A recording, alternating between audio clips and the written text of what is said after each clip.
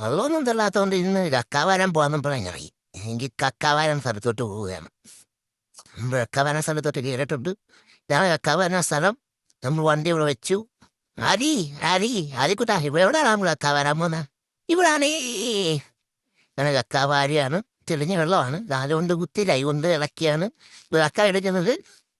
എടുക്കുമ്പോൾ എന്തേലും കിട്ടും. നമ്മൾ ഇളക്കി നോക്കുകയാണ്. ചെറിയ കൈ തീ കുത്തി ഇളക്കിയപ്പോൾ കാണുന്നതാണിത്.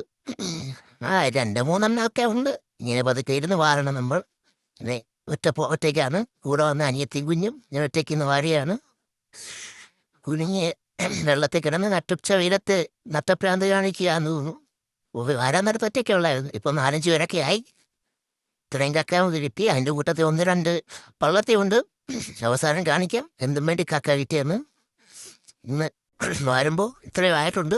അത് കണ്ടറിയാം ഇനി എന്താകുന്നു.